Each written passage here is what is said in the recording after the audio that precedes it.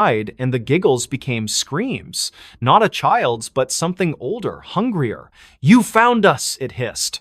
Nora's cameras failed, their footage corrupted, showing only static with faint outlines of a child's face, eyes black.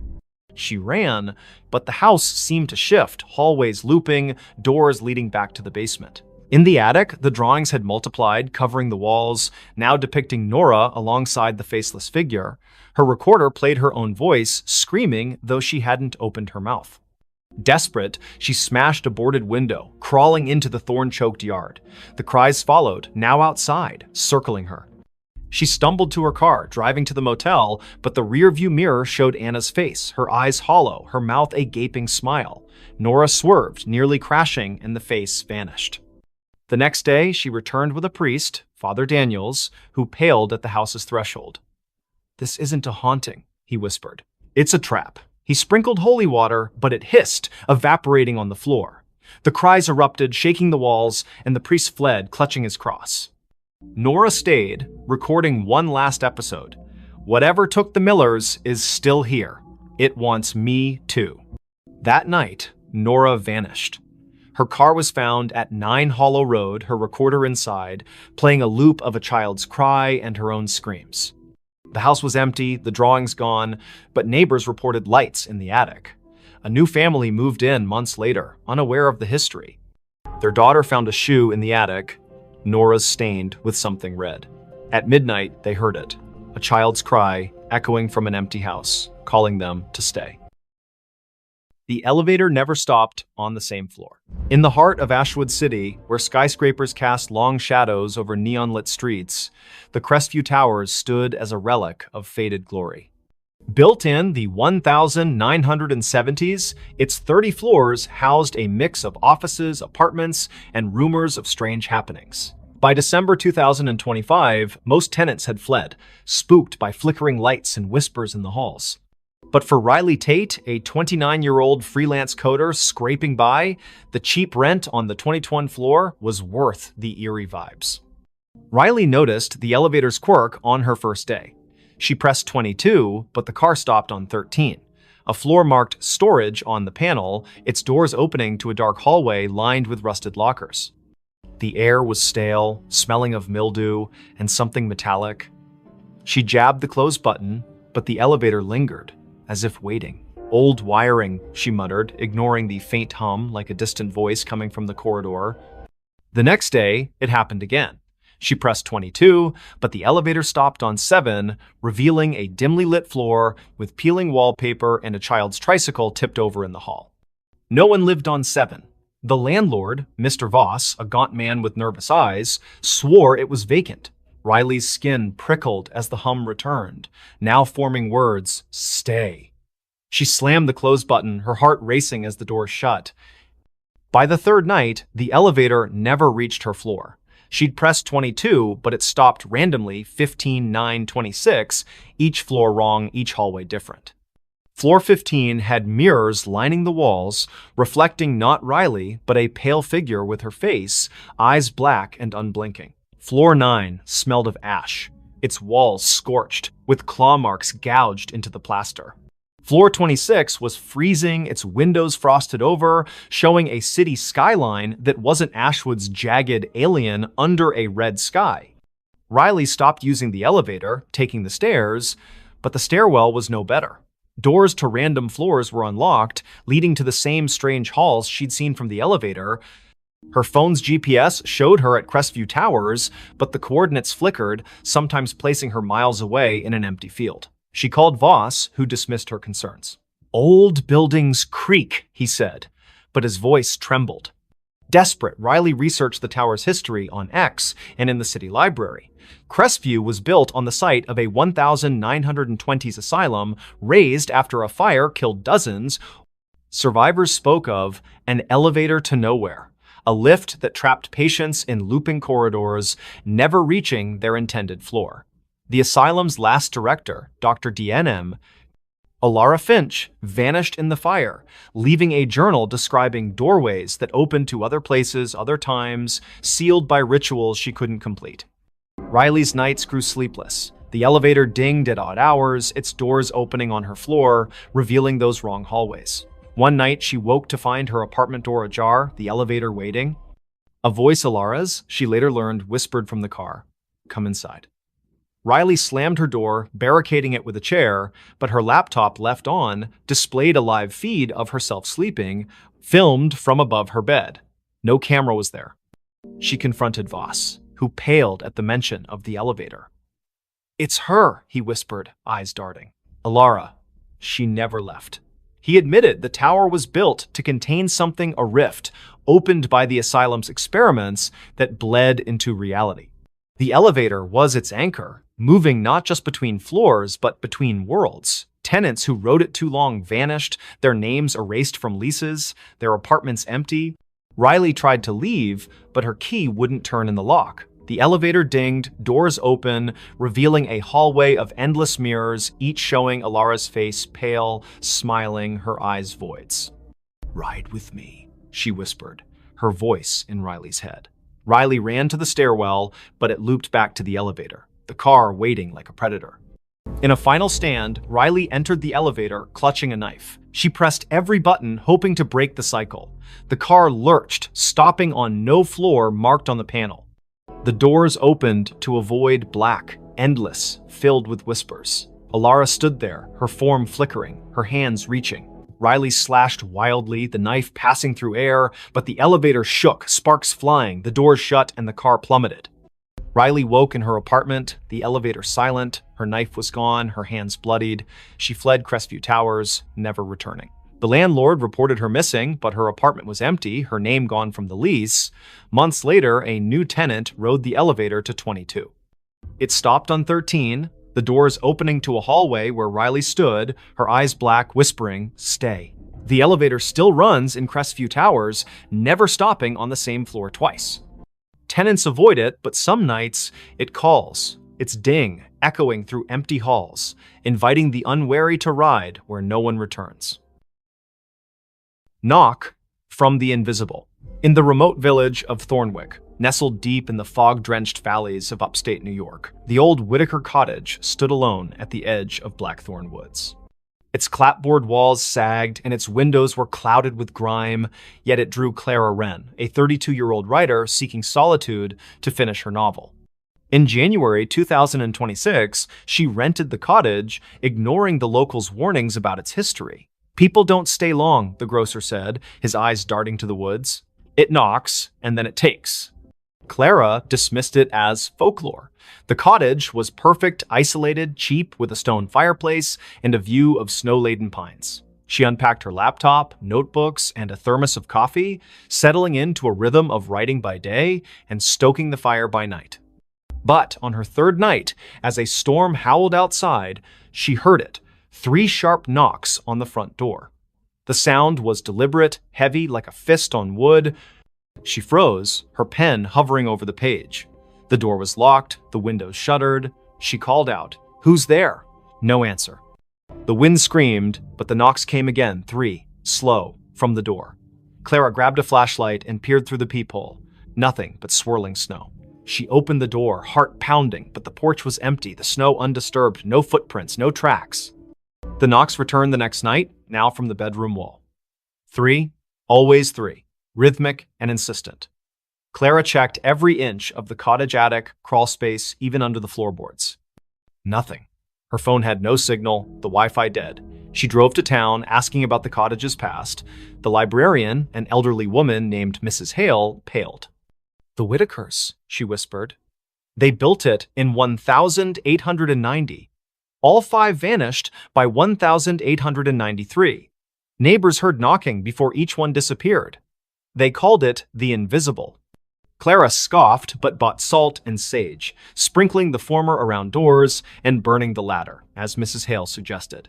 That night, the knocks moved to the ceiling, louder, shaking dust from the beams. "Let me in," a voice whispered, soft and genderless, seeping from the walls. Clara's flashlight caught movement, a shadow darting across the room, formless yet heavy like a weight in the air. She screamed, barricading herself in the bathroom, but the knocks followed, now inside the mirror, the glass rippling like water. She found a diary under a loose floorboard the next day, its pages brittle, written by Eliza Whitaker. "The invisible comes at night," it read. "It knocks to be let in, but it's already here. It wants a vessel." The last entry was scrawled, "I let it in.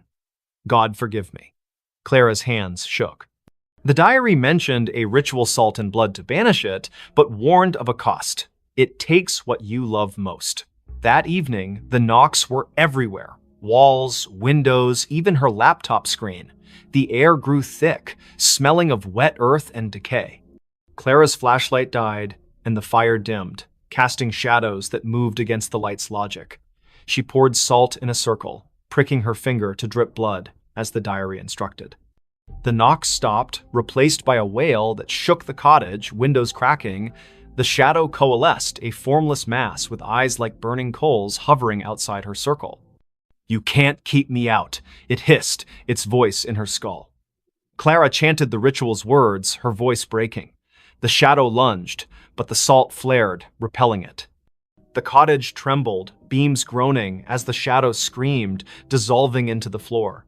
Silence fell, heavy and wrong. Clara fled at dawn, leaving everything: laptop, clothes, her unfinished novel. She drove to a motel, but the knocks followed, faint at first, tapping her car's dashboard, then her motel mirror. She burned the diary, hoping to sever the tie, but the ashes formed 3 knocks on the table. Her phone, offline, played a recording of her own voice. "Let me in." Thornwick's sheriff searched the cottage, finding no trace of Clara. Her car was found in the woods, empty, with salt scattered across the seats. Locals say the cottage is quiet now, but at night, hikers hear knocks 3, always 3, coming from the trees. A new tenant moved in, unaware. On their first night, they found a notebook, not Clara's, with a single line: "It's already inside." By morning, they were gone, and the knocks began again, waiting for the next to answer. The woman smiled at her own grave. In the fog-choked town of Grayvale, where the cemetery on Hollow Hill was older than the church itself, the gravestones told stories no one dared repeat. It was March 2026 when Elise Carver, a 30-year-old archivist, arrived to catalog the town's records for a university project. Grayvale's library was a treasure trove of crumbling ledgers, but it was the cemetery that drew her a maze of moss-covered stones, some dating back to the 1700s. Locals avoided it, whispering of a woman seen wandering among the graves, smiling at one in particular. Elise, ever the skeptic, dismissed the tales as rural superstition. She set up in a rented room above the town's only inn, her nights filled with dreams of fog and footsteps. Her first visit to the cemetery was uneventful, her camera snapping photos of weathered epitaphs under a gray sky. But one grave stood out: Margaret Vane, 1894, 1924, taken by the mist. The stone was pristine, untouched by time, its inscription sharp. Elise's fingers brushed it, and a chill sank into her bones, though the air was still. That night, her photos wouldn't load. The camera's screen flickered, showing not the cemetery, but a woman pale, with dark hair and a smile that stretched too wide, standing before Margaret's grave. Elise's heart pounded. She hadn't seen anyone there. She deleted the image, but her laptop crashed, rebooting to a desktop wallpaper of the same woman smiling directly at her. The innkeeper, Mrs. Dowell, noticed Elise's unease at breakfast. "You've been to Hollow Hill," she said, her voice low. "Don't go back. Margaret doesn't like visitors." She spoke of 1924, when Margaret Vane, a recluse, was found dead in her home, smiling, with no cause of death. Days before, she'd been seen at her own grave, digging in the dirt, her smile unnerving witnesses.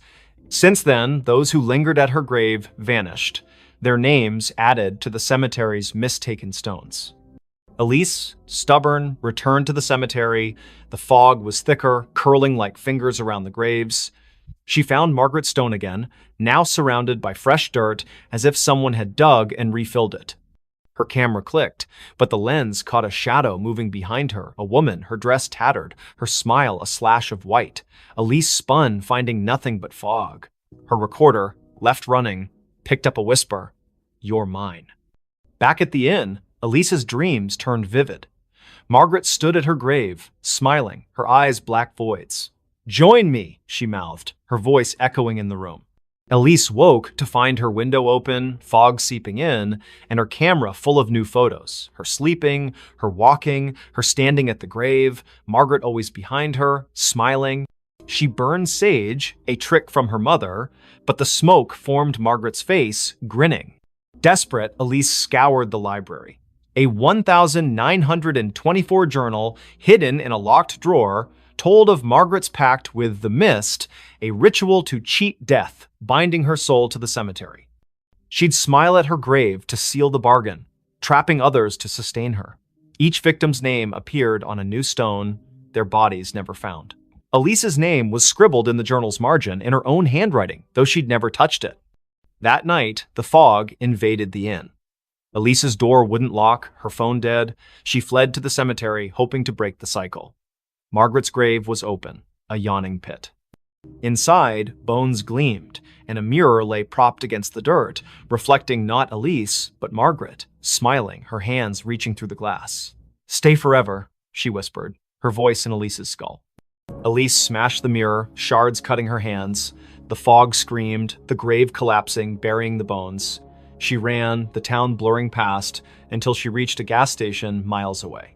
She never returned to Grayville. Her photos left behind were found by the innkeeper, each showing Elise at the grave, Margaret's smile growing wider, her face merging with Elise's.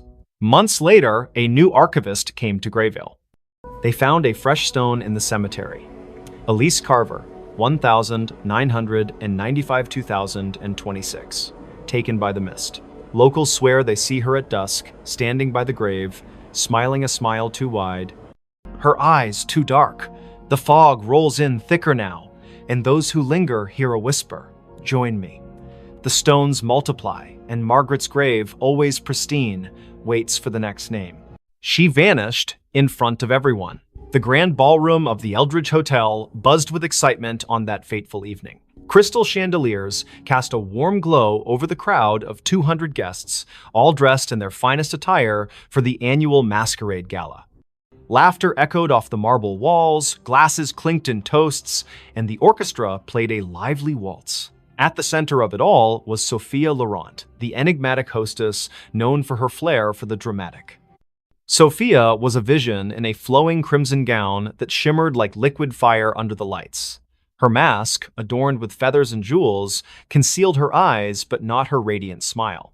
She was a socialite, a philanthropist, and rumor had it, a woman with secrets deeper than the ocean. "Tonight," she announced from the stage, her voice silky and commanding, "I shall perform a feat that will leave you breathless, a vanishing act right before your eyes." The audience murmured in anticipation. Sophia had hired the best illusionists in the city, but this was her show.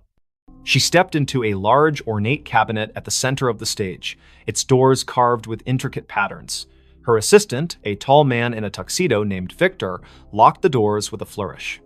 The orchestra swelled to a crescendo as he waved a wand, chanting mock incantations for effect.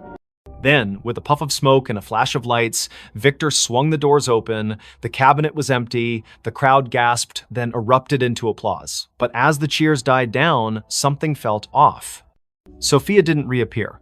Victor scanned the stage, his confident grin faltering. "Ladies and gentlemen, a round of applause for Sophia," he called, but there was no sign of her. Minutes turned into hours.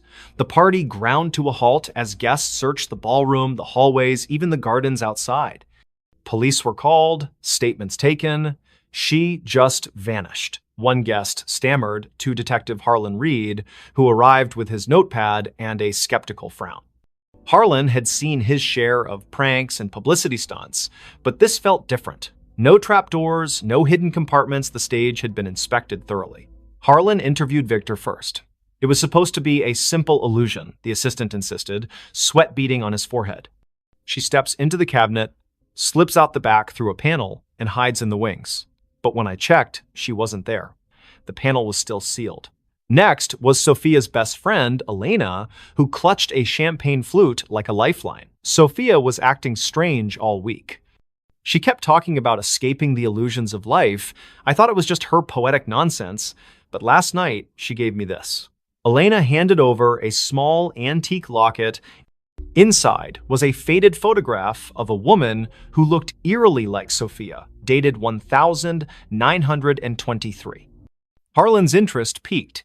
He delved into Sophia's background. Born into wealth, she had traveled the world, collecting oddities, ancient artifacts, books on the occult.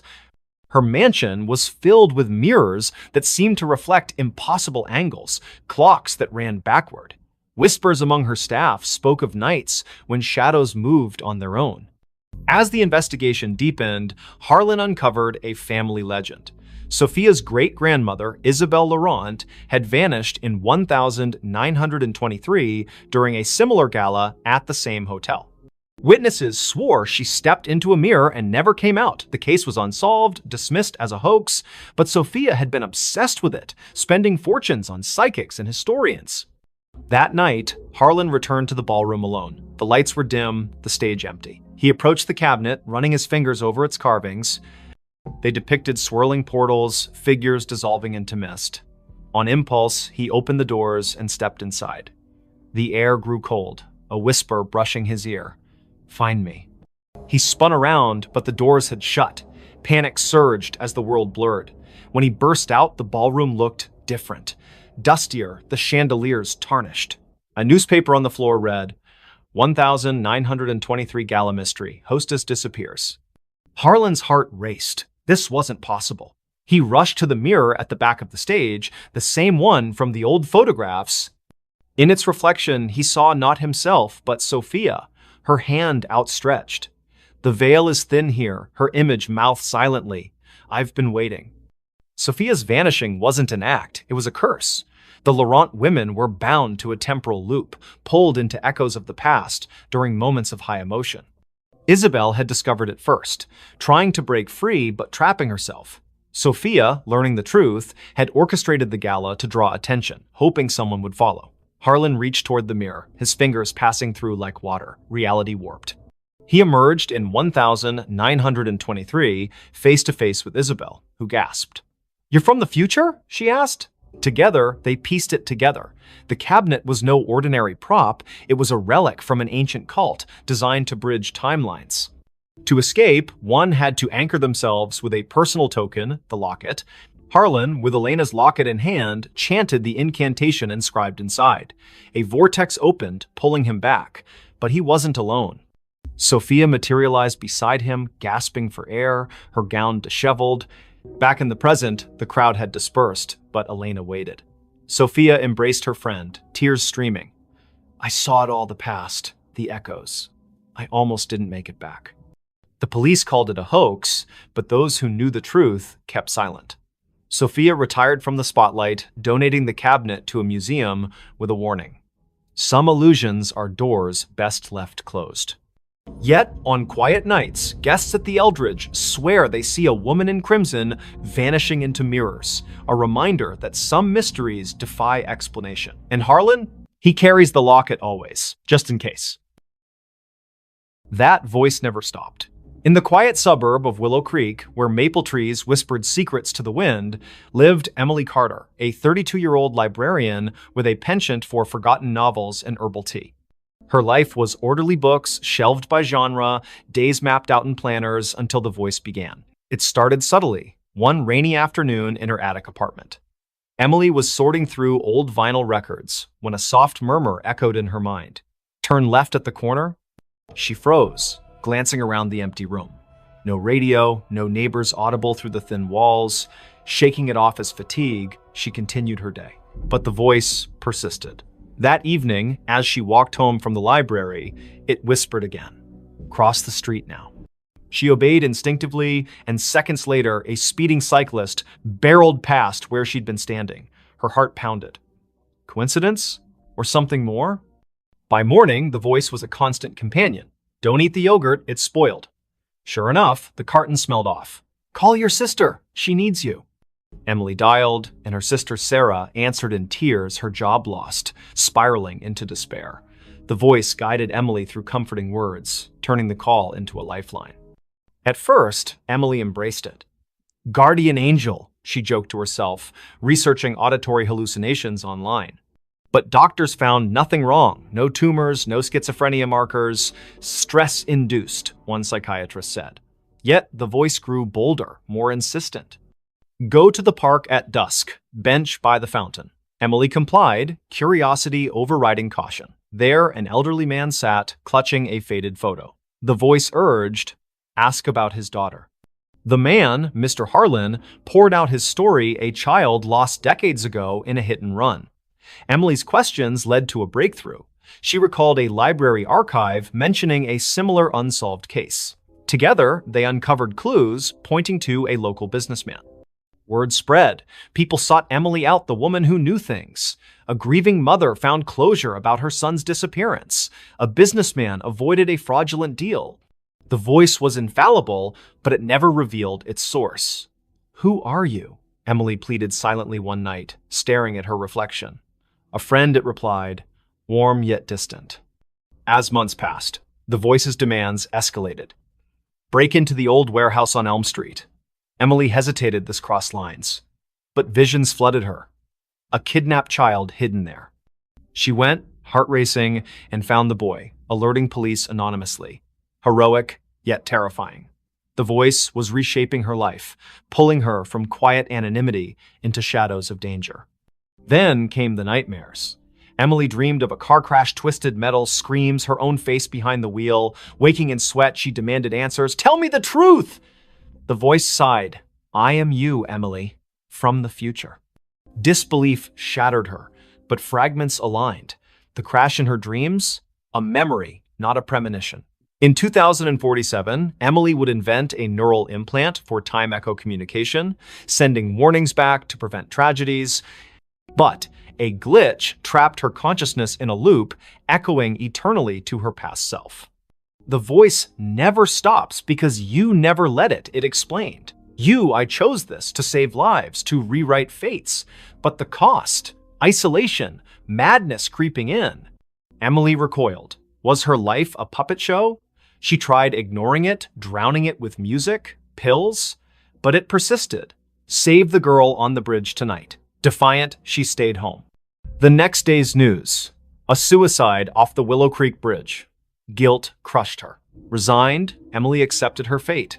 She became a vigilante of sorts, guided by her future self's whispers. Years blurred.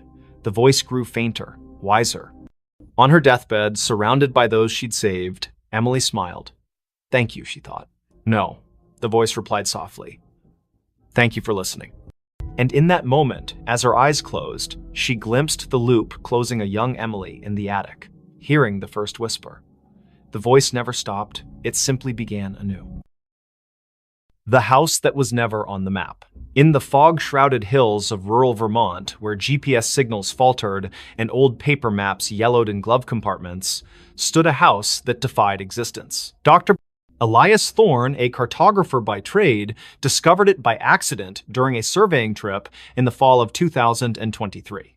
His equipment glitched near Blackwood Forest, a blank spot on every digital map, an oversight on the antiques. Curiosity piqued, he hiked through the brambles and emerged at a clearing.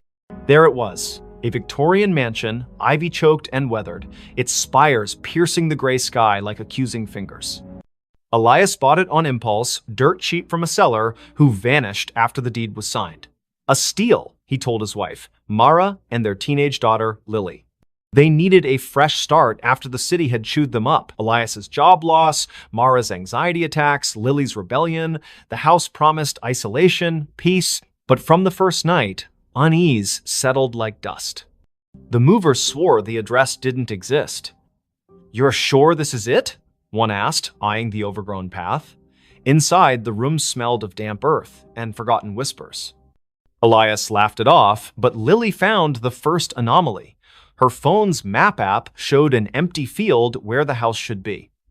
Glitch, she muttered, but zooming in revealed nothing. No streets, no landmarks, just void.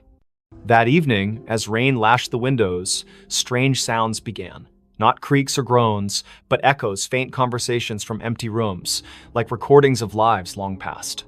Mara heard children's laughter in the attic, though the stairs led to a bricked-up wall. Imagination, Elias dismissed, burying himself in his maps. He spread them across the dining table, marking the house's location obsessively. But no matter how he plotted coordinates, the ink bled, lines curving away as if repelled. Lily explored the basement first. Flashlight in hand, she descended creaking stairs into a labyrinth of cobwebbed shelves. Amid dusty crates, she found a leather-bound journal dated 1897. The entry spoke of a builder, Harlan Crow, who constructed the house as a sanctuary from the world's gaze. But later, pages devolved into madness. The walls shift. Doors open to nowhere. It hides us from maps, from reality itself. The last entry, we are not alone. The others, they never left. That night, Lily dreamed of shadows peeling from the walls, forming humanoid shapes that whispered her name. She woke to find her bedroom door ajar, leading not to the hallway, but to a mirrored corridor stretching infinitely. Panicking, she slammed it shut. In the morning, it was normal again. Bad dream, she told herself, but bruises on her arms suggested otherwise. Elias noticed changes too. Rooms expanded or contracted overnight. The kitchen, once cozy, now felt cavernous, echoes amplifying every footstep. He measured it, dimensions impossible, defying Euclidean geometry. Non-Euclidean spaces, he murmured, recalling Lovecraftian tales. Mara found solace in the garden, but the flowers wilted under her touch, petals curling like screams. The horrors escalated. One evening, during dinner, the lights flickered. When they stabilized, Lily was gone. Elias and Mara searched frantically upstairs, basement, outside, no trace. But from the vents came her voice, faint and distorted. "Help, it's pulling me in." They tore at wallpaper, revealing older layers beneath, faded drawings of trapped figures, hands pressed against invisible barriers. Elias delved into local lore at the town library. Blackwood Forest had a history of disappearances dating back centuries. Settlers spoke of a fold in the world, a place where reality thinned, swallowing the unwary. Harlan Crow, it turned out, was an occultist who built the house on a ley line, intending to escape predators and enemies by making it unfindable. But the ritual backfired, anchoring the house in a liminal space, a pocket dimension that fed on inhabitants. That night, Mara vanished too. Elias heard her screams from the attic, now inexplicably accessible. He climbed, finding a room filled with mannequins posed in frozen agony faces, twisted, eyes hollow. One wore Mara's necklace.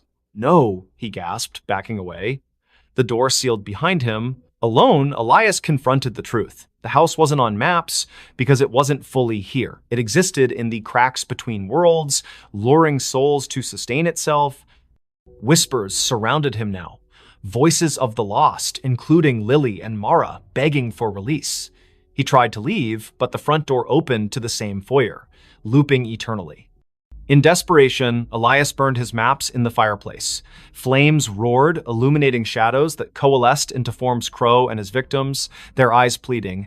"Join us!" they chorused. As the fire died, Elias felt himself fading, his outline blurring like erased ink. Search parties combed Blackwood Forest for weeks, but found no house, no family. The Thorn disappearance became another legend, whispered in town. Yet, on foggy nights, hikers swear they glimpse a mansion in the trees, one that vanishes when approached, forever unmarked, eternally hungry. Police found something under the bed. The call came at 3:17 a.m., shattering the quiet of Willowbrook's police station. Officer Rachel Hayes, bleary-eyed from a double shift, grabbed the radio. "Disturbance at 42 Maple Lane. Dispatch crackled. Neighbor reports screams. Possible domestic." Rachel exchanged a glance with her partner, Officer Tom Carver. They'd patrolled this sleepy suburb for years. Nothing ever happened on Maple Lane. The house was a modest two-story, its porch light flickering like a dying star. Rachel knocked, but no one answered. The neighbor, Mrs. Clancy, stood across the street, clutching her robe. "It was a woman's scream," she whispered. Then silence. "The porters. They're quiet folks. Something's wrong." Tom jimmied the lock, and they stepped inside. The air was thick, stale, with a faint metallic tang. The living room was pristine, couch cushions fluffed, a muted TV playing infomercials. Rachel's flashlight swept the staircase. "Police!" she called. No response. Upstairs, the master bedroom door was ajar. Rachel nudged it open, her hand on her holster. The bed was unmade, sheets tangled like a struggle had occurred. A bedside lamp lay shattered on the floor. Tom checked the closet empty. Rachel crouched, peering under the bed. Her breath caught. "Tom, get over here." Beneath the bed frame, scratched into the hardwood, was a crude pentagram, its lines smeared with something dark and sticky. In its center lay a bundle, wrapped in a stained blanket. Rachel's pulse hammered as she reached for it, expecting a body. Instead, she found a doll crudely stitched, with buttons for eyes and straw poking through seams. Its fabric was damp, reeking of copper. "Blood?" Tom whispered, his face pale. Rachel nodded, bagging the doll as evidence. The radio crackled back up, was 10 minutes out. But the house felt alive, its silence oppressive. A faint scratching came from the walls, rhythmic like claws on wood.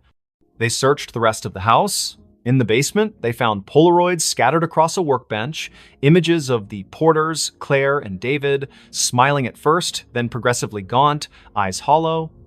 The last photo showed Claire staring blankly, her hands clutching the doll. Scrawled on the back, "It sees us." Rachel's skin prickled. "We need to find them," she said. But Tom pointed to the ceiling. The scratching had moved upstairs. They ascended cautiously, following the sound to the guest room. The door was locked. Tom kicked it open, revealing a small space with a single window, curtains billowing despite no breeze. On the floor lay David Porter, his throat slashed, eyes wide in frozen terror. Claire was gone. Blood trailed from the body to the bed, where the mattress sagged oddly. Rachel lifted it. Underneath, carved into the box spring, was another pentagram, this one larger, its lines pulsing with a faint red glow. The scratching stopped. A whisper slithered from the shadows. "You found me." Tom stumbled back, his gun shaking. Rachel's flashlight flickered, plunging them into darkness. When it snapped back on, the room was empty, David's body gone. Only the doll remained, now lying in the pentagram's center, its button eyes glinting. "Rachel, we need to go," Tom urged, but she couldn't move. The doll's head twitched, turning toward her. A giggle echoed, high and childlike, though no child lived here.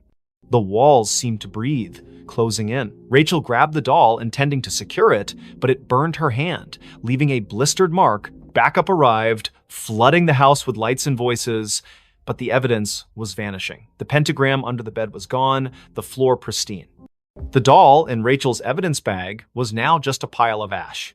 The photos in the basement? Blank. David's body never reappeared, and Claire remained missing.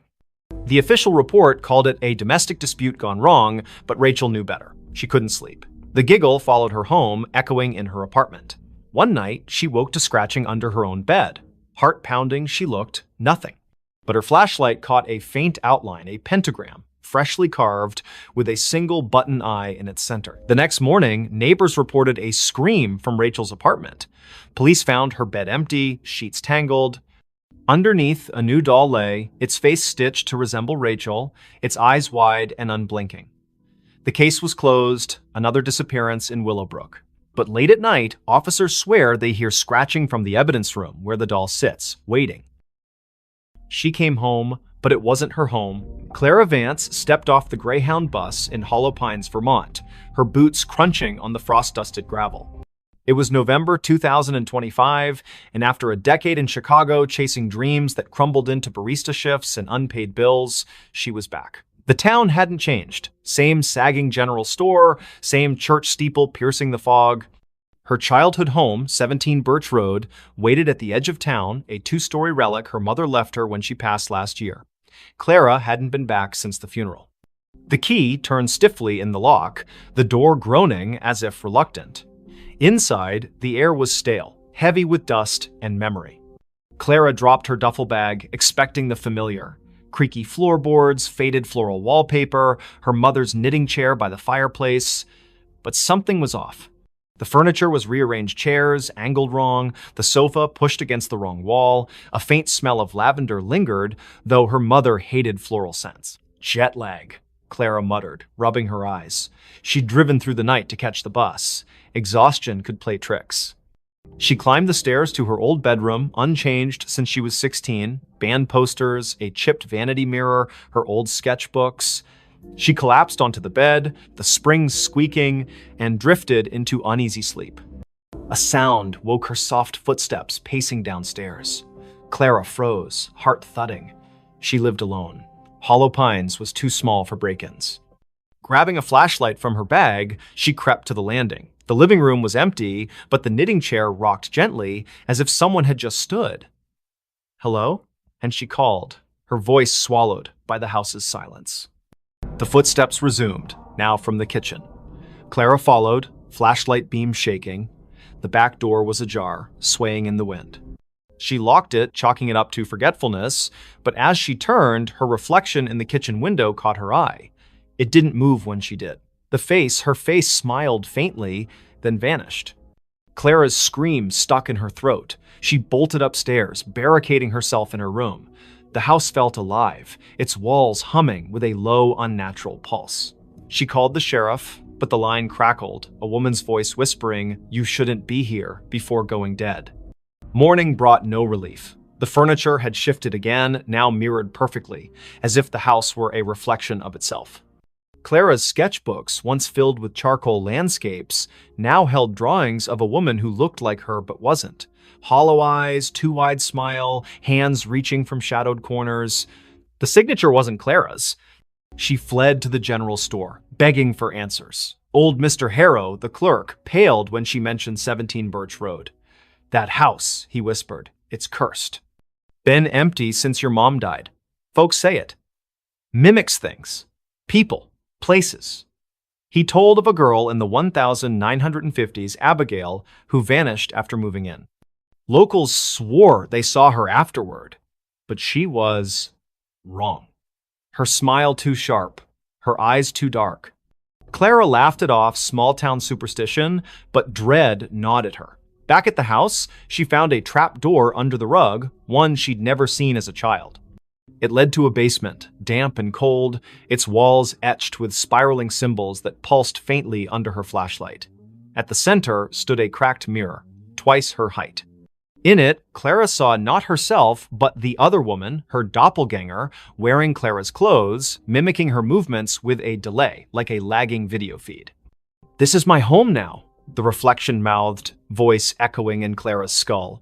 She stumbled back, tripping over a box of her mother's things. Inside was a diary, pages brittle. Her mother wrote of the other Clara, a presence that appeared after Clara left for Chicago. "She walks my halls, wears my daughter's face. I locked the mirror, but she's breaking through." Clara's blood ran cold. Her mother hadn't died of a heart attack. She'd been found in the basement, clutching a rosary, eyes wide with terror. The coroner never explained the claw marks on her arm. That night, the house turned hostile. Doors slammed shut, locking Clara in the living room. The doppelganger appeared in every reflective surface: windows, the TV screen, even a spoon on the table each time closer, her smile stretching wider. "Give me your place," she hissed, her voice a distorted echo of Clara's. Desperate, Clara smashed the basement mirror, hoping to sever the connection. Shards flew, but the doppelganger laughed, her form coalescing from the fragments into a physical being. It lunged, cold fingers grazing Clara's throat. She fought back, shoving it into the trapdoor, which slammed shut. The house shook, walls cracking as if enraged. Clara fled, never looking back. She hitchhiked to Burlington, renting a motel room. But the nightmare followed. Her reflection in the bathroom mirror flickered, showing the doppelganger's face. On her phone, photos of Hollow Pines showed a house that wasn't there, an empty lot where 17 Birch Road should be. Weeks later, a new family moved into a vacant house on Birch Road. They found Clara's duffel bag, her sketchbooks, but no Clara. Neighbors whispered of a woman seen at dusk, sketching by the church, her smile too wide, her eyes too dark. When police searched, they found a trapdoor, a shattered mirror, and a diary warning of a house that steals souls, replacing them with something else. Clara was never found. But in Hollow Pines, they say she still walks, trying to come home to a house that was never hers. That night, the mirror started talking. The antique mirror arrived at the thrift store on a damp October morning in 2025, its gilded frame tarnished, its glass clouded like a cataract eye. Nora Blake, a 29-year-old artist with a penchant for salvaging broken things, bought it for $10. "It's got character," she told the cashier, ignoring the way his hands shook as he wrapped it. Her apartment in downtown Ashwick, a crumbling mill town, was already a mosaic of thrift finds, chipped teacups, warped books, a clock that ticked backward. The mirror fit right in, hung above her fireplace, reflecting her cluttered living room in muted grays. Nora noticed the oddities that first night. While sketching at her easel, she caught a flicker in the mirror, not her reflection, but a shadow that darted out of sight. She blinked, chalking it up to exhaustion. She'd been pulling late shifts at the diner, her hands smelling of grease and coffee. But as she turned off the lights, a whisper slithered from the mirror. "Nora." Her name, soft and deliberate, like a lover's sigh. She spun around, heart pounding. The room was empty, the mirror still. Sleep eluded her. The whisper came again at 3 a.m. Louder. "Look at me." Nora stumbled to the mirror, her breath fogging the glass. Her reflection stared back, but her eyes seemed wrong too wide, pupils dilating like ink spreading in water. She touched the glass. It was warm, pulsing faintly. "Stress," she muttered, unplugging every light and crawling back to bed. By morning, the mirror had changed. Its surface was clearer, almost luminous, reflecting details Nora hadn't noticed. A crack in the ceiling, a stain on the rug. But it didn't reflect her. Instead, it showed a woman who looked like Nora, same auburn hair, same freckles, but dressed in a high-collared gown, her expression hungry. "Stay with me," the woman mouthed, her voice echoing in Nora's skull.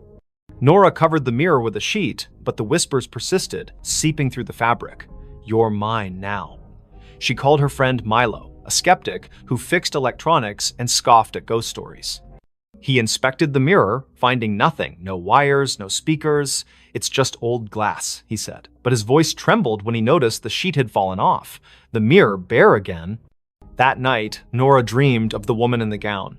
She stood in a candlelit room, walls dripping with black mold, chanting in a language Nora didn't know. The woman's hands reached through the dream, clawing at Nora's chest.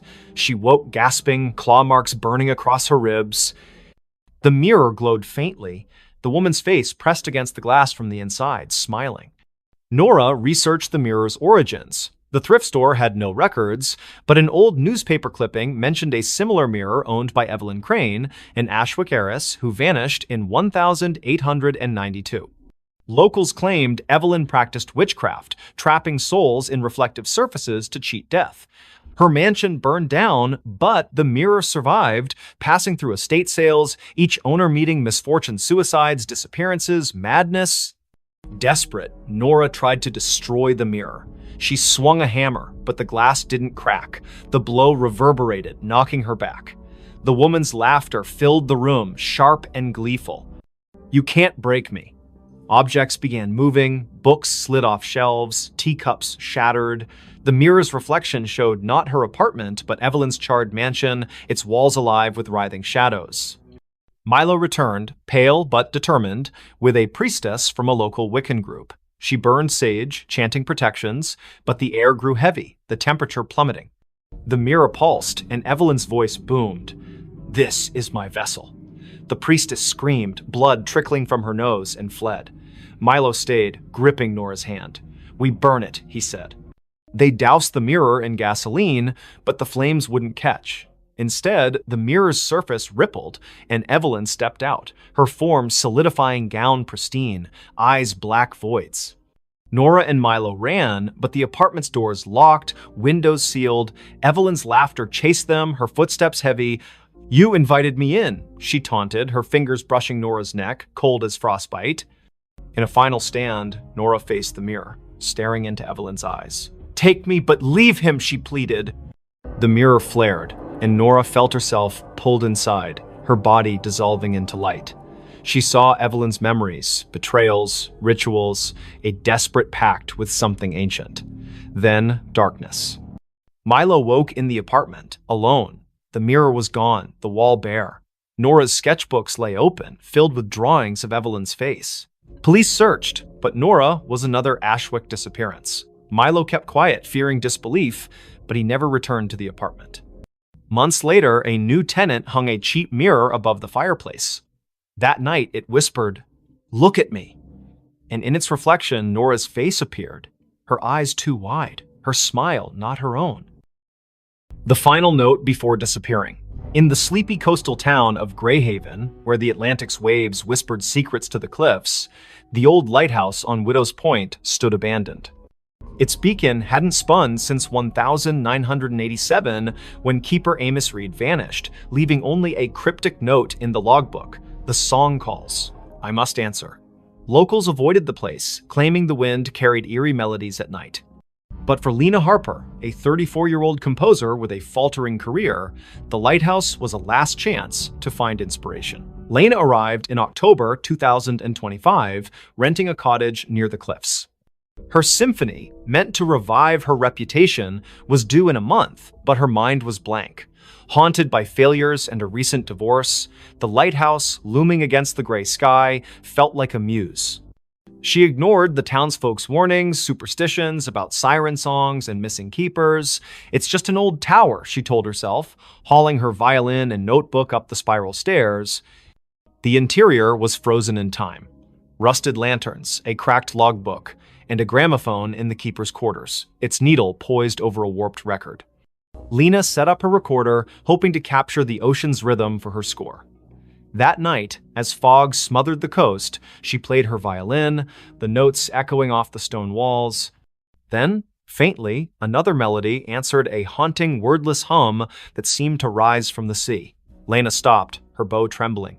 The hum continued, weaving through her own music, both beautiful and wrong, like a lullaby sung by something ancient. She checked her recorder. It had caught the sound, clear and unnervingly human. Wind through the cliffs, she reasoned, but her skin prickled. The gramophone needle twitched, spinning the record without power. The hum grew louder, now a voice. Play with me. She fled to the cottage, locking the door.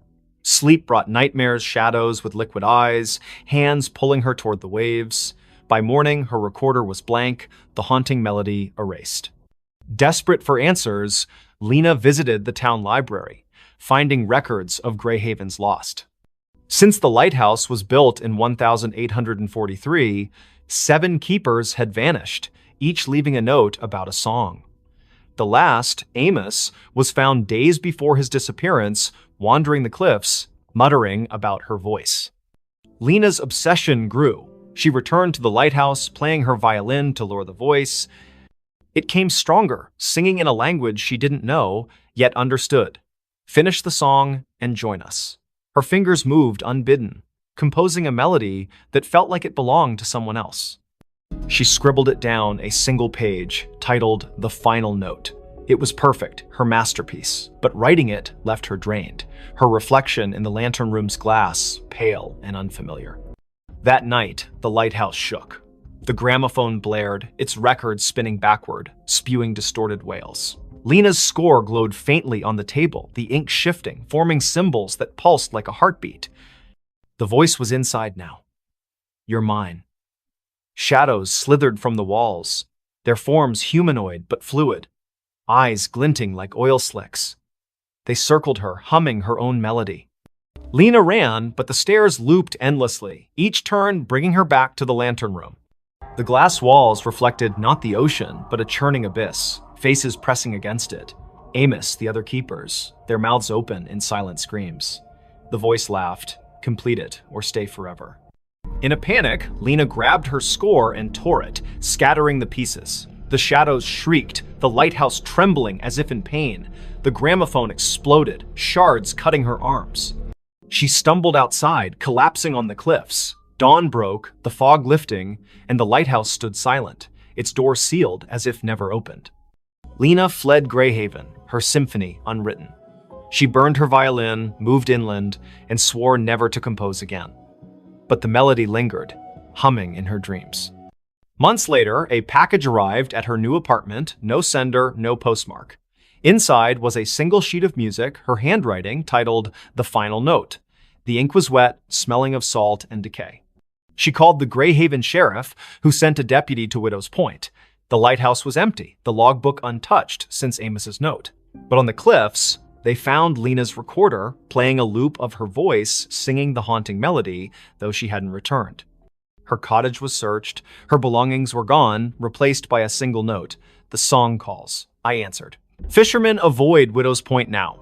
On stormy nights, they hear a violin over the waves, joined by a chorus of voices that never fade. The lighthouse remains dark, but some swear its beacon flickers briefly, illuminating a figure at the edge of the cliff, playing one final note before disappearing into the sea. The hiker saw something he wasn't supposed to see. The Appalachian Trail stretched like a vein through the dense forests of northern Maine, where the trees grew so thick they swallowed sunlight. Ethan Caldwell, a 28-year-old photographer with a taste for solitude, hiked its lesser-trodden paths in September 2025. His goal was simple: capture the untamed beauty of the wilderness for a freelance gig. His backpack held a Nikon, a journal, and enough supplies for a week. He didn't expect company. Most hikers avoided this stretch, spooked by rumors of missing campers and strange lights in the woods. By the third day, Ethan was deep in the forest, miles from any road. The air was crisp, scented with pine and damp earth. He set up camp near a nameless creek, its water black under the canopy. As dusk fell, he noticed an oddity. His compass spun lazily, refusing to settle. Cheap gear, he muttered, relying on his map instead. That night, under a moonless sky, he heard it a low hum, like a distant engine, pulsing through the ground. It wasn't animal, wasn't natural. Curiosity tugged at him. The next morning, Ethan followed the creek upstream, chasing the hum's source. His camera hung around his neck, ready to snap anything unusual.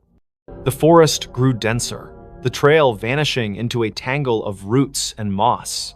Then he saw it, a clearing, unnatural in its perfection, as if the trees had been pushed back by an invisible force. At its center stood a structure, a stone arch, weathered and covered in glyphs that seemed to writhe under his gaze. It wasn't on any map, and Ethan had never read of ruins in this part of Maine. He raised his camera, snapping photos. The glyphs glowed faintly, a sickly green, though no light source explained it. The hum intensified, vibrating in his chest. Through the arch, the air shimmered like heat rising from asphalt, showing glimpses of a different forest, darker, with twisted, leafless trees. Ethan stepped closer, his lens capturing the anomaly. That's when he saw her. A figure stood just beyond the arch, humanoid but wrong, too tall, limbs too long, its face a blur of shadow. It didn't move, yet Ethan felt watched, his skin crawling as if ants marched beneath it. He lowered the camera, and the figure was gone. But when he checked the viewfinder, it was there, closer. Its face now a featureless void with pinprick eyes. His hands shook as he backed away, the hum now a deafening drone in his skull. Ethan ran, branches clawing at his face. His compass was useless, spinning wildly. The forest seemed to shift, paths looping back to the clearing no matter which way he turned. Panic set in as night fell, the hum replaced by whispers his name, spoken in a voice that wasn't human. You saw, it hissed, echoing from every tree. He stumbled into his campsite, only to find his tent shredded, his journal open to a page he hadn't written. You weren't supposed to see. Desperate, Ethan checked his camera. The photos of the arch were gone, replaced by images of himself hiking, sleeping, eating, taken from angles that meant someone or something had been watching him for days. The last photo showed him standing before the arch, the figure behind him, its long fingers brushing his shoulder. He hadn't felt a thing. He fled toward the nearest ranger station, 20 miles south, using the stars to navigate. But the forest fought him. Roots tripped him, shadows moved against the wind. At dawn, he found a stream and followed it, hoping for salvation. Instead, it led back to the clearing. The arch loomed larger now, the glyphs pulsing red. The figure stood within, motionless, its void face fixed on him. Join us, the whispers urged, now a chorus. Ethan's legs buckled, his vision blurring. He saw flashes, other hikers, campers, their faces frozen in terror, pulled through the arch into that other forest. His camera grew heavy, the strap tightening like a noose. He tore it off, smashing it against a rock. The whispers screamed, the arch flaring bright enough to burn his eyes. Ethan ran blindly. collapsing hours later near a logging road. A trucker found him, incoherent, babbling about an arch and eyes in the dark. Rangers searched, but found no clearing, no structure. Ethan's camera was gone, his journal blank except for that one scrawled note. Doctors diagnosed exposure and trauma, but Ethan knew better. He moved to a city, avoiding forests, but the whispers followed, faint at first, growing louder each night. You can't unsee. Months later, a hiker found a single photo wedged in a tree on the Appalachian Trail, a grainy shot of Ethan standing before a stone arch, his face pale, eyes wide. Behind him, a figure loomed, its fingers on his shoulder. The hiker burned the photo, fearing it would follow him too. But in Greyhaven's bars, they still talk of the arch that appears to the lost, and the things that watch from the other side, waiting for those who see what they shouldn't. The phone rang, but it wasn't plugged in. In the small town of Coldwater, Maine, where winter clung to the streets like a bad memory, Sarah Klein moved into the old duplex on Sycamore Street in December 2025. She was 31, a graphic designer fleeing a toxic relationship and a city that felt suffocating. The duplex was cheap, its faded wallpaper and sagging floors a small price to pay for solitude. The landlord, a nervous man named Mr. Greeley, handed her the keys with a warning. Don't mind the quirks, old houses creak. Sarah nodded, eager to unpack and start over. The first quirk appeared on her second night. She was sorting boxes in the living room when the phone rang, a shrill, brassy jangle from an ancient rotary phone on the kitchen counter. Sarah froze. The phone's cord dangled unplugged, its end frayed and caked with dust. She approached it, the ringing growing louder, insistent. Hesitating, she lifted the receiver. Static crackled. Then a voice, low, garbled, neither male nor female, whispered, "You're not supposed to be here." The line went dead, the phone cold in her hand. Sarah checked the cord again. No outlet, no connection. She laughed nervously, blaming stress. She'd been sleeping poorly, haunted by dreams of her ex's voice echoing in empty rooms. She unhooked the receiver and placed it in a drawer, determined to ignore it, but the next night it rang again, the sound muffled from inside the drawer. Sarah's heart thudded as she opened it. The receiver was back on the cradle, the phone unplugged. "Leave," the voice hissed when she answered. Sharper this time, like it was closer. She called Mr. Greeley, who chuckled uneasily. "That old thing? Been dead for years. Probably faulty wiring. He promised to send an electrician, but no one came." Sarah tried to focus on work, sketching logos on her tablet, but the phone rang every night at 3:13 a.m., each call more menacing. "Get out, or stay forever," it warned, the static now laced with faint screams. She stopped answering, but the ringing grew louder, vibrating through the walls. Desperate, Sarah dug into the duplex's history. The town library's archives revealed a grim past. In 1974, the previous tenant, Margaret Hale, vanished after neighbors reported hearing her scream during a storm. Her belongings were found untouched, except for a rotary phone unplugged with a note beside it. It won't stop. Other tenants had fled over the decades, citing noises and bad feelings. A man in 1992 claimed the phone spoke his name before he disappeared. Sarah's dreams worsened. She saw Margaret, pale and eyeless, standing in the kitchen, dialing the rotary phone with skeletal fingers. In the dreams, the walls bled, and the voice from the phone chanted, "Join us." Waking, Sarah found scratches on her arms, as if she'd clawed herself. She bought a new phone, a modern cordless one, but it too rang at 3:13 a.m., unplugged, spitting the same garbled voice. She tried to leave, packed a bag, booked a motel, but the duplex's doors wouldn't open, locks jammed, windows stuck, her car keys vanished, reappearing on the kitchen counter beside the rotary phone. In a panic, she smashed the phone with a hammer. The plastic cracked, but the ringing continued, now emanating from the walls, the floor, her own skull. "You can't break me," the voice laughed. Sarah turned to the internet, posting on X about haunted phones in Coldwater. A local, @MainMysteries, replied with a thread about Sycamore Street. The duplex was built on a forgotten burial ground, desecrated in the 1800s.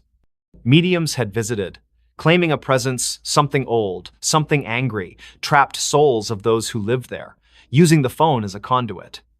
The thread ended abruptly. The user hadn't posted since. That night, the ringing was deafening. Sarah, sleepless and fraying, answered. The voice was clear now, almost her own. "Look behind you." She spun, seeing nothing but shadows. But in the hallway mirror, a figure stood Margaret, her face a rotting mask, her hands reaching through the glass. Sarah screamed, dropping the receiver. The lights flickered, and the air grew heavy, smelling of wet earth and decay. She barricaded herself in the bedroom, but the walls pulsed, whispering her name. The phone, shattered, reassembled itself on her nightstand, ringing relentlessly. In a final act of defiance, Sarah burned sage, chanting prayers she half remembered from childhood. The ringing stopped, replaced by a howl that shook the duplex. The mirror cracked, and Margaret's form lunged, cold fingers grazing Sarah's throat. Sarah blacked out. She woke at dawn, sprawled on the kitchen floor, the phone silent, its cord still unplugged. The doors opened easily now. She fled, leaving everything behind. The motel clerk in the next town swore she checked in alone, but Sarah felt watched, the voice's echo lingering in her ears. Weeks later, a new tenant moved into the duplex. They found a rotary phone, pristine, on the counter. That night, it rang, unplugged, whispering a new name. In Coldwater, they don't talk about Sycamore Street anymore. But those who pass the duplex at 313 A.M. hear it, a faint brassy jangle, and a voice that begs, "Answer me." They dug up the backyard. In the quiet suburb of Elmwood, where picket fences and manicured lawns defined normalcy, the Hargrove family moved into 23 Oak Lane in the spring of 2025. The house was a steal, a charming craftsman with a sprawling backyard, snapped up after the previous owners vanished without a trace. Jenna Hargrove, a single mother of 37, saw it as a fresh start for her and her 12-year-old son, Lucas. The realtor glossed over the prior owner's disappearance, blaming financial troubles. Jenna, eager to escape her own past, didn't press. The backyard was Lucas's favorite part. Overgrown with wildflowers and shaded by an ancient oak, it begged for exploration. He wanted to build a treehouse, so Jenna hired a local landscaper, Mr. Polk, to clear the tangle of weeds and level the ground. Polk, a grizzled man with eyes like chipped flint, hesitated. "Folks say this yard's bad luck," he muttered, glancing at the oak. "Last owners dug here. Never seen again." Jenna laughed it off small-town gossip. The digging began on a Saturday, the air thick with the scent of turned earth. Lucas watched from the porch, sketching the oak in his notebook. Polk's crew unearthed roots and rocks, but by noon, they hit something hard. A metallic clang echoed as a shovel struck a rusted box the size of a small coffin, buried 3 feet down. Polk pried it open, revealing a collection of bones, human, weathered, and arranged in a spiral. A cracked locket lay at the center, its photo faded but showing a woman with hollow eyes. Jenna called the police. Sheriff Tate arrived, his face grim. "Not the first time," he said, bagging the bones. He wouldn't elaborate, but Lucas overheard him whisper to a deputy about the Oak Lane curse. The bones were sent for analysis, and digging stopped. That night, the house felt different. The air was heavy, the silence oppressive. Lucas woke to scratching beneath his bedroom floor, like nails clawing wood. "Mice," Jenna reassured him, but her voice wavered. The next day, Lucas found his sketchbook open to a new drawing, not his. The oak was depicted, its branches twisting into faces, their mouths open in silent screams. Jenna, pale, insisted it was a prank, but Lucas noticed her hands trembling. That evening, the backyard changed. The wildflowers wilted, their petals blackening. The oak's shadow seemed to stretch too far, pooling like ink across the lawn. At midnight, the scratching returned, now from the backyard. Lucas peered out his window and froze. The oak's branches swayed, though no wind stirred. Figures moved in the shadows, vague, humanoid shapes that flickered like bad film reels. He woke Jenna, who saw nothing but felt a chill that wasn't there before. "We're leaving tomorrow," she promised. But the car wouldn't start in the morning, its battery drained. Sheriff Tate returned with news. The bones were over a century old, likely from a family that lived on the land in the 1870s. They'd vanished after digging a well under the oak, leaving behind rumors of a deal with something in the earth. The locket's photo matched a missing woman, Eliza Marrow, rumored to have practiced rituals to bind the land. Tate warned Jenna to stay out of the backyard, but Lucas couldn't resist. He sneaked out at dusk, drawn to the oak. The ground where the box was found had shifted, forming a shallow pit. Inside, the locket lay again, open, its photo now clear Jenna's face, not Eliza's. Lucas screamed, dropping it, the ground pulsed, and a voice whispered from the pit, "You dug too deep!" Jenna found him, dragging him inside. The house locked itself, doors jammed, windows sealed. The scratching became a pounding, shaking the walls. Shadows oozed from the floorboards, forming shapes with too many limbs, their eyes glinting like wet stones. "Give us the boy," they hissed, their voices a chorus of gravel and wind. Jenna clutched Lucas, barricading them in the bathroom. She burned sage, a trick from her grandmother, but the smoke curled into symbols matching those on the locket. The shadows laughed, their forms pressing against the door. In desperation, Jenna grabbed a kitchen knife and carved a circle around them, chanting half-remembered prayers. The pounding stopped, but the air grew colder, the shadows retreating to the backyard. At dawn, the doors opened. Jenna and Lucas fled to a motel. Sheriff Tate searched the house, finding nothing. No locket, no pit, just fresh dirt under the oak, as if untouched. The Hargroves never returned. The house was sold again to a young couple who ignored the rumors. They started digging for a garden, and the oak's shadow grew longer. Weeks later, a neighbor reported screams from 23 Oak Lane. Police found the couple's car running, doors open, but no trace of them. In the backyard, a new locket lay under the oak, its photo showing Lucas, his eyes hollow. At night, Elmwood residents hear scratching from the earth, and those who pass the house swear the oak's branches move, reaching for something only they can see. The smile in her last photo. In the sleepy town of Willow Creek, nestled between rolling hills and a sluggish river, Mia Reynolds was known for her photography. At 27, she had a knack for capturing the soul of her subjects' families, weddings, even the town's annual fair. Her studio on Main Street was cluttered with vintage cameras and Polaroids pinned to corkboards. But in November 2025, Mia took a photo that would haunt Willow Creek forever. It started with a commission from the town's historical society. They wanted shots of the old Grayson Manor, a crumbling estate on the outskirts, abandoned since the 1940s. Rumors swirled about its last resident, Evelyn Grayson, who vanished after a fire gutted half the house. Locals whispered of her ghost, a pale figure seen in the manor's broken windows, smiling. Mia, a skeptic, saw it as a chance to boost her portfolio. She arrived at the manor on a foggy afternoon, her Nikon slung around her neck. The air was heavy, smelling of damp wood and something sour like rotting flowers. The manor loomed, its spires jagged against the gray sky, windows like empty eyes.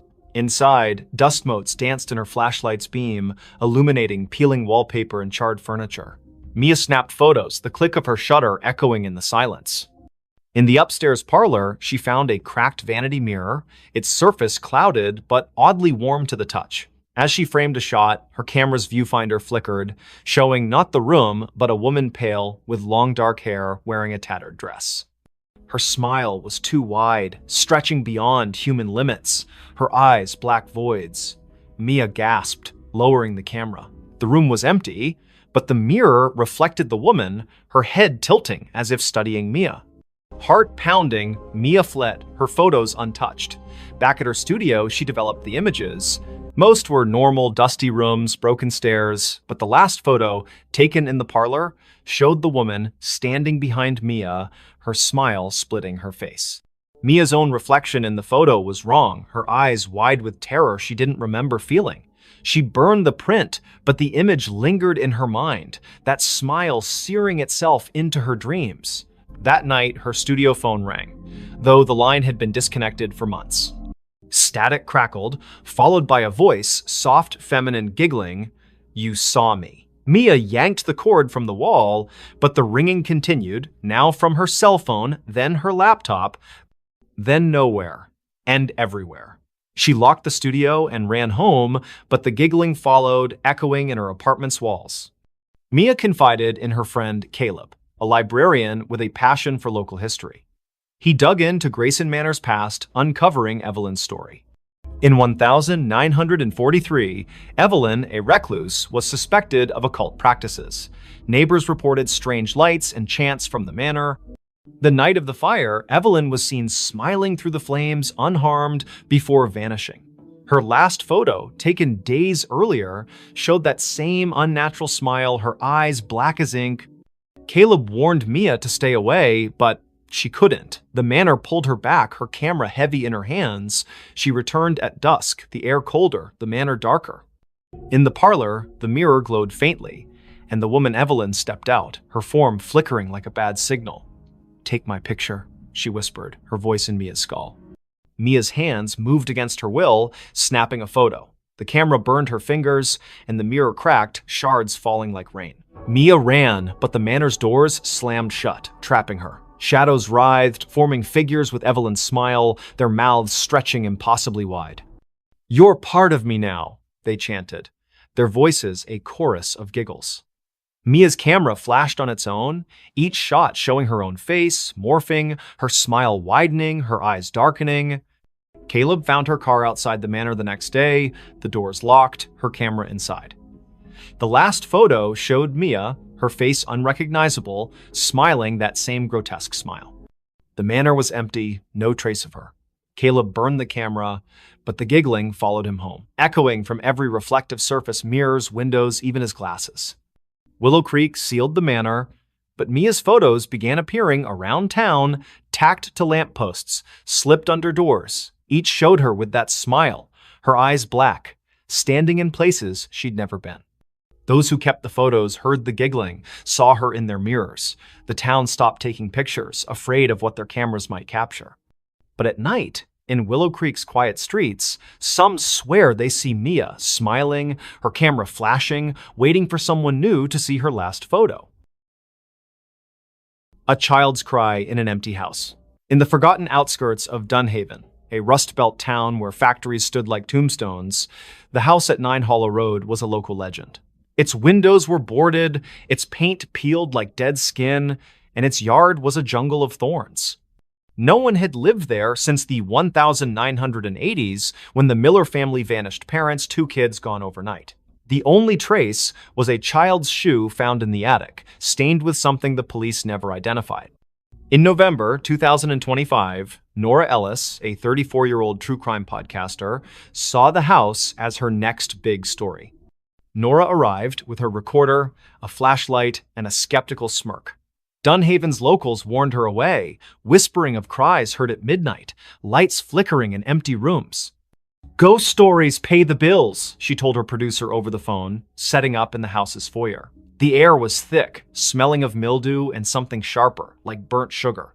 Her recorder hummed, capturing the silence until a faint sob broke through, a child's voice trembling from upstairs.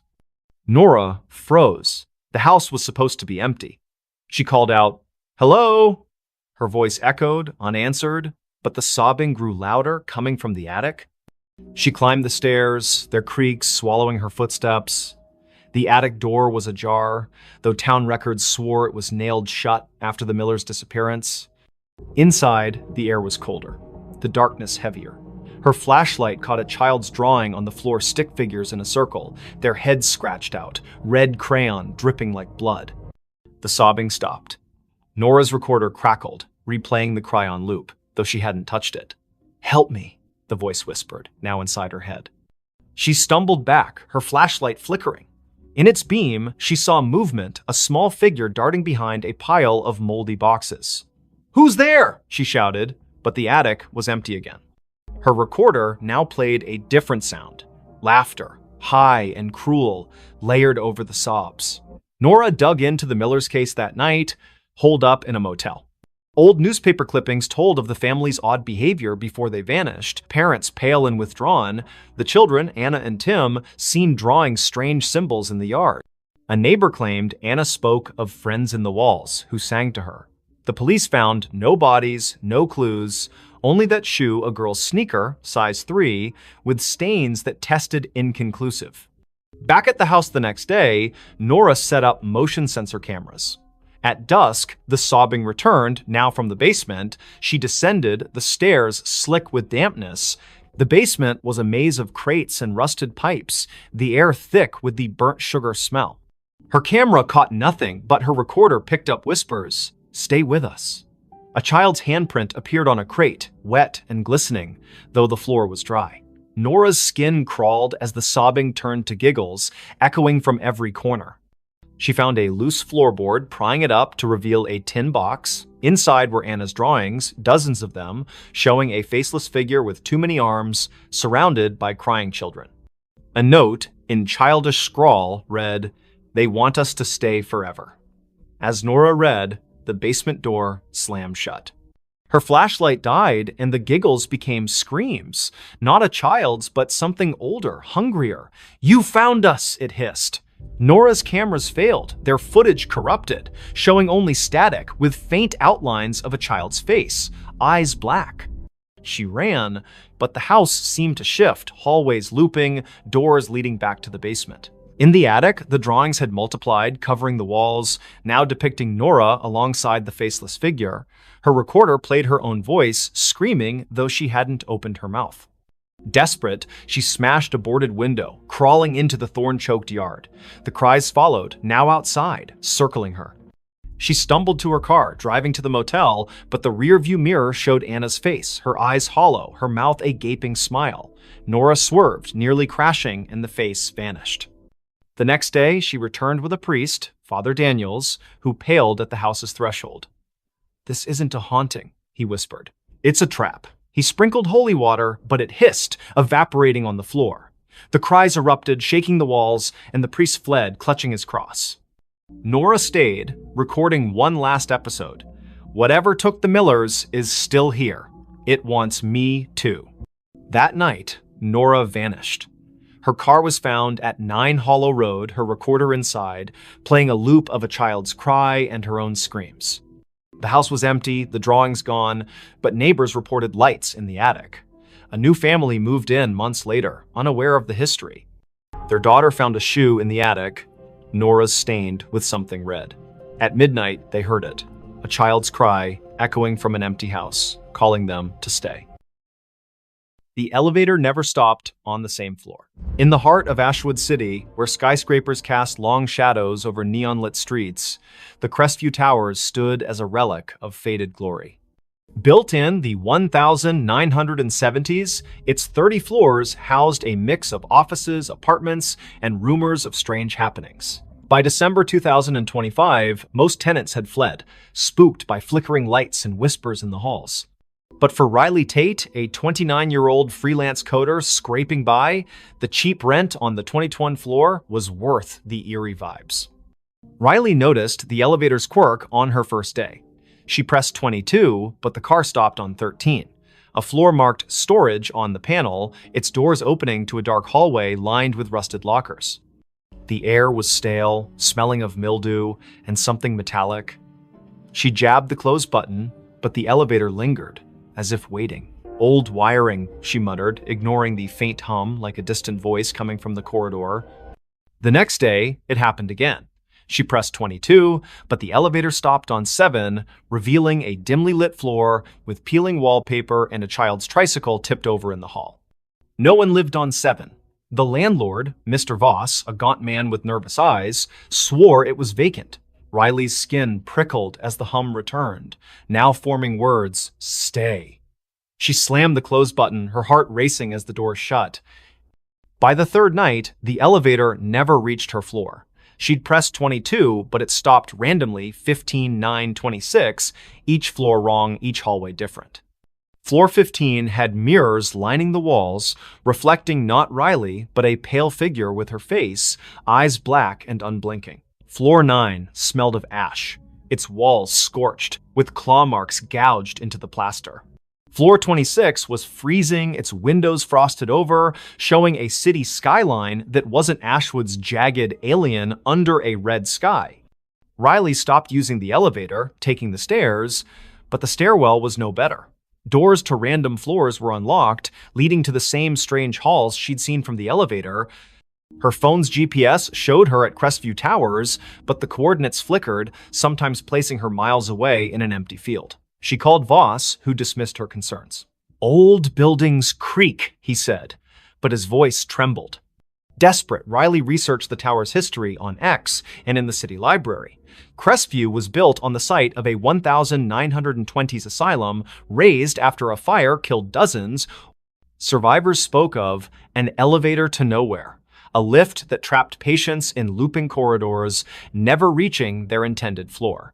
The asylum's last director, Dr. DNM, Alara Finch, vanished in the fire, leaving a journal describing doorways that opened to other places, other times, sealed by rituals she couldn't complete. Riley's nights grew sleepless. The elevator dinged at odd hours, its doors opening on her floor, revealing those wrong hallways. One night, she woke to find her apartment door ajar, the elevator waiting. A voice, Alara's, she later learned, whispered from the car, "Come inside." Riley slammed her door, barricading it with a chair, but her laptop left on displayed a live feed of herself sleeping, filmed from above her bed. No camera was there. She confronted Voss, who paled at the mention of the elevator. "It's her," he whispered, eyes darting. "Alara, she never left." He admitted the tower was built to contain something, a rift, opened by the asylum's experiments that bled into reality. The elevator was its anchor, moving not just between floors, but between worlds. Tenants who rode it too long vanished, their names erased from leases, their apartments empty. Riley tried to leave, but her key wouldn't turn in the lock. The elevator dinged, doors open, revealing a hallway of endless mirrors, each showing Alara's face pale, smiling, her eyes voids. "Ride with me," she whispered, her voice in Riley's head. Riley ran to the stairwell, but it looped back to the elevator, the car waiting like a predator. In a final stand, Riley entered the elevator, clutching a knife. She pressed every button, hoping to break the cycle. The car lurched, stopping on no floor marked on the panel. The doors opened to a void black, endless, filled with whispers. Alara stood there, her form flickering, her hands reaching. Riley slashed wildly, the knife passing through air, but the elevator shook, sparks flying, the doors shut, and the car plummeted. Riley woke in her apartment, the elevator silent, her knife was gone, her hands bloodied. She fled Crestview Towers, never returning. The landlord reported her missing, but her apartment was empty, her name gone from the lease. Months later, a new tenant rode the elevator to 22. It stopped on 13, the doors opening to a hallway where Riley stood, her eyes black, whispering, "Stay." The elevator still runs in Crestview Towers, never stopping on the same floor twice. Tenants avoid it, but some nights it calls, its ding echoing through empty halls, inviting the unwary to ride where no one returns. Knock from the invisible. In the remote village of Thornwick, nestled deep in the fog-drenched valleys of upstate New York, the old Whitaker cottage stood alone at the edge of Blackthorn Woods. Its clapboard walls sagged and its windows were clouded with grime, yet it drew Clara Wren, a 32-year-old writer seeking solitude to finish her novel. In January 2026, she rented the cottage, ignoring the locals' warnings about its history. "People don't stay long," the grocer said, his eyes darting to the woods. "It knocks, and then it takes." Clara dismissed it as folklore. The cottage was perfect, isolated, cheap, with a stone fireplace and a view of snow-laden pines. She unpacked her laptop, notebooks, and a thermos of coffee, settling into a rhythm of writing by day and stoking the fire by night. But on her third night, as a storm howled outside, she heard it, 3 sharp knocks on the front door. The sound was deliberate, heavy like a fist on wood. She froze, her pen hovering over the page. The door was locked, the windows shuttered. She called out, "Who's there?" No answer. The wind screamed, but the knocks came again, 3, slow, from the door. Clara grabbed a flashlight and peered through the peephole. Nothing but swirling snow. She opened the door, heart pounding, but the porch was empty, the snow undisturbed, no footprints, no tracks. The knocks returned the next night, now from the bedroom wall. 3, always 3, rhythmic and insistent. Clara checked every inch of the cottage attic, crawl space, even under the floorboards. Nothing. Her phone had no signal, the Wi-Fi dead. She drove to town, asking about the cottage's past. The librarian, an elderly woman named Mrs. Hale, paled. "The Whitakers," she whispered. "They built it in 1890. All five vanished by 1893. Neighbors heard knocking before each one disappeared. They called it the Invisible." Clara scoffed but bought salt and sage, sprinkling the former around doors and burning the latter, as Mrs. Hale suggested. That night, the knocks moved to the ceiling, louder, shaking dust from the beams. "Let me in," a voice whispered, soft and genderless, seeping from the walls. Clara's flashlight caught movement, a shadow darting across the room, formless yet heavy like a weight in the air. She screamed, barricading herself in the bathroom, but the knocks followed, now inside the mirror, the glass rippling like water. She found a diary under a loose floorboard the next day, its pages brittle, written by Eliza Whitaker. "The invisible comes at night," it read. "It knocks to be let in, but it's already here. It wants a vessel." The last entry was scrawled, "I let it in. God forgive me." Clara's hands shook. The diary mentioned a ritual salt and blood to banish